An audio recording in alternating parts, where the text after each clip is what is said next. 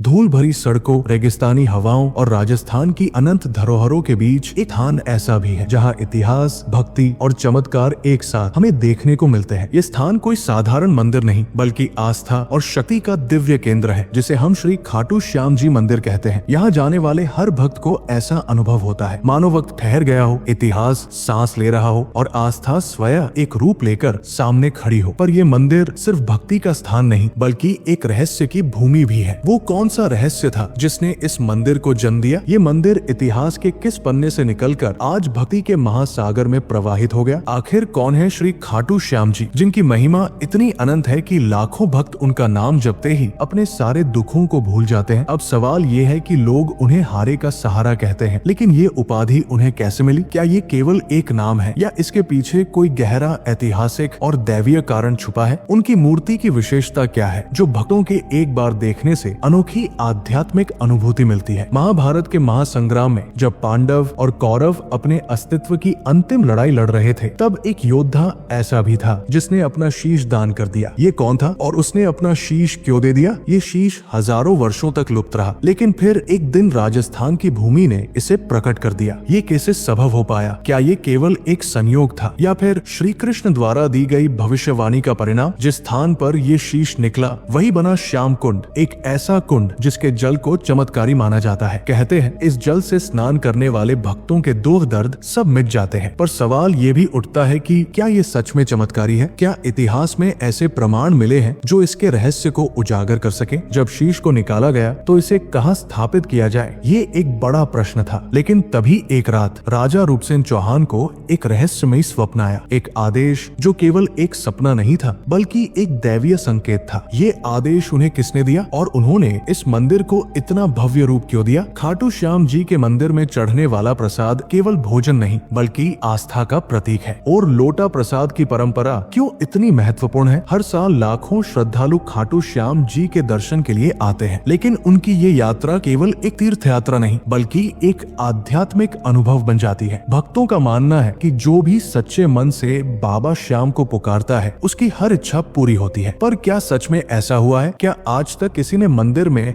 बाबा श्याम के साक्षात दर्शन होने का दावा किया है? मंदिर की यात्रा के दौरान भक्त विशेष झंडे लेकर चलते हैं जिन्हें चमत्कारी माना जाता है। पर इन झंडों का रहस्य क्या है? क्या ये केवल प्रतीकात्मक है या इनमें कोई दैवीय शक्ति छुपी है? खाटू श्याम जी मंदिर जाने के लिए कौन कौन से मार्ग उपलब्ध है? क्या यहाँ स्पेशल ट्रेन या बस सेवाएं हैं? और अगर कोई पहली बार यहाँ आ रहा है तो उसे किन किन बातों का ध्यान रखना चाहिए? मंदिर में रहने की व्यवस्था कैसी है? क्या यहाँ धर्मशालाएं उपलब्ध है या भक्तों को किसी अन्य स्थान पर रुकना पड़ता है? भविष्यवाणी जो श्री कृष्ण ने की थी, क्या वो आज भी सत्य हो रही है? क्या बाबा श्याम के चमत्कार केवल अतीत की बात है या आज भी भक्तों के जीवन में घटित हो रहे हैं? श्री खाटू श्याम जी केवल एक देवता नहीं बल्कि करुणा और भक्ति का महासागर है। जो भी सच्चे मन से बाबा को याद करता है उसके जीवन से सारे दुख दूर हो जाते हैं। ये मंदिर चमत्कार, भक्ति और इतिहास का एक अद्वितीय संगम है। अब सवाल ये है कि क्या ये केवल आस्था है या इसके पीछे कोई बड़ा आध्यात्मिक रहस्य छुपा है? इस रहस्य को जानने के लिए आइए खाटू श्याम जी की इस अनूठी यात्रा में आगे बढ़ते हैं। हारे का सहारा, बाबा श्याम हमारा। राजस्थान के सीकर जिले में स्थित खाटू श्याम जी मंदिर एक प्राचीन और चमत्कारी मंदिर है जिसकी कहानी महाभारत काल से जुड़ी हुई है। खाटू श्याम जी का वास्तविक नाम बर्बरीक था। वे महाभारत के महान योद्धा भीम के पौत्र और घटोत्कच व नाग कन्या मोरवी के पुत्र थे। बचपन से ही वे अद्भुत शक्ति और वीरता के धनी थे। बर्बरीक ने भगवान शिव की कठोर तपस्या कर उनसे 3 अमोघ बाणों, 3 बाणों का धनुष का वरदान पाया। पहला बाण वो जिस वस्तु को चिन्हित करेगा उसे नष्ट कर सकता है। दूसरा बाण वो जिस वस्तु को बचाने का आदेश देगा उसे कोई क्षति नहीं पहुंचेगी। तीसरा बाण ये सिर्फ एक वार में पूरी सेना का संहार कर सकता है। इन 3 बाणों से वे पूरी महाभारत की लड़ाई को अकेले जीत सकते थे। जब महाभारत युद्ध होने वाला था तब बर्बरीक ने युद्ध में शामिल होने की इच्छा जताई। श्री कृष्ण ने उनसे पूछा, तुम किसका पक्ष लोगे? बर्बरीक ने कहा, मैं हमेशा हारने वाले पक्ष का साथ दूंगा। लेकिन श्री कृष्ण जानते थे कि यदि बर्बरीक ने कौरवों का साथ दिया तो पांडव कभी नहीं जीत पाएंगे। इसलिए श्री कृष्ण ने ब्राह्मण के वेश में आकर बर्बरीक से दान मांगा। बर्बरीक ने वचन दिया था कि वे किसी भी ब्राह्मण को कुछ भी देने से पीछे नहीं हटेंगे। श्री कृष्ण ने उनसे उनका शीश, सिर दान में मांग लिया। बर्बरीक ने बिना किसी संकोच के अपना शीश श्री कृष्ण को अर्पित कर दिया। श्री कृष्ण उनके बलिदान से अत्यंत प्रसन्न प्रसन्न हुए और उन्हें वरदान दिया, कलयुग में तुम श्याम नाम से पूजे जाओगे। जो भी सच्चे मन से तुम्हारी भक्ति करेगा उसकी हर इच्छा पूरी होगी। तुम हारे का सहारा कहलाओगे। श्री कृष्ण ने बर्बरीक के शीश को महाभारत युद्ध समाप्त होने तक एक पहाड़ी पर स्थापित कर दिया, जिससे वे पूरा युद्ध देख सके। बाद में श्री कृष्ण के वरदान के अनुसार उनका शीश कलयुग में राजस्थान की भूमि में प्रकट हुआ। ये शीश खाटू गांव, राजस्थान, सीकर में मिला और जब राजा रूपसिंह को स्वप्न में इसका संकेत मिला तो उन्होंने वहां एक भव्य मंदिर बनवाया। श्री कृष्ण के दिए वरदान के कारण बर्बरीक को श्याम नाम मिला और वे खाटू श्याम जी के रूप में पूजे जाने लगे। खाटू श्याम नाम का रहस्य, खाटू क्योंकि उनका शीश खाटू गांव में प्रकट हुआ, श्याम क्योंकि श्री कृष्ण ने उन्हें ये नाम दिया और उन्हें अपने समान दर्जा दिया, इसलिए बर्बरीक अब पूरे भारत में खाटू श्याम जी के नाम से पूजे जाते हैं। श्याम कुंड वही पवित्र स्थान है जहां खाटू श्याम जी का शीश जमीन से प्रकट हुआ था। भक्त मानते हैं कि इस जल से स्नान करने से रोग, कष्ट और नकारात्मक ऊर्जा समाप्त हो जाती है। फाल्गुन मेले में लाखों श्रद्धालु इस कुंड में स्नान करते हैं ताकि बाबा श्याम की कृपा प्राप्त हो। कई भक्तों ने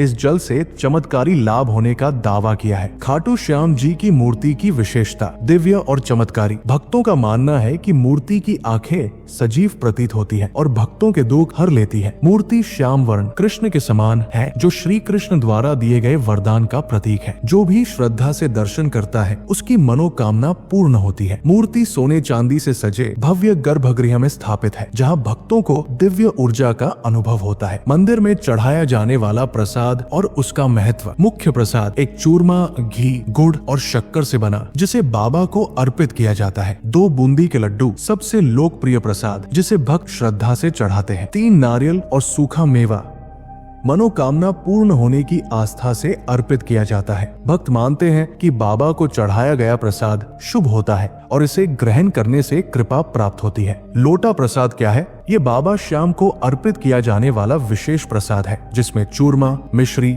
मेवा आदि होते हैं। इसे तांबे या पीतल के लोटे में भरकर चढ़ाया जाता है। श्रद्धालु मन्नत पूरी होने पर ये प्रसाद अर्पित करते हैं। इसे मंदिर के पुजारियों द्वारा बाबा श्याम के चरणों में समर्पित किया जाता है और फिर भक्तों में बांट दिया जाता है। खाटू श्याम जी के घोड़े का महत्व, बाबा श्याम जी का वाहन एक सफेद घोड़ा माना जाता है जिसे लीला घोड़ा कहा जाता है। ये घोड़ा पराक्रम, तेज और विजय का प्रतीक है। मान्यता है कि बाबा श्याम जी कलयुग में अपने इसी घोड़े पर सवार होकर भक्तों की रक्षा करेंगे। हर साल फाल्गुन मेले में बाबा श्याम की सवारी में घोड़े की विशेष पूजा होती है। अगर कोई व्यक्ति खाटू श्याम जी का भक्त बनना चाहता है तो उसे क्या करना चाहिए? एक श्रद्धा और विश्वास रखें। सबसे पहले बाबा श्याम के प्रति अटूट आस्था और प्रेम होना जरूरी है। सच्चे मन से उन्हें याद करें। 2 हारे का सहारा बाबा श्याम हमारा का जाप करें।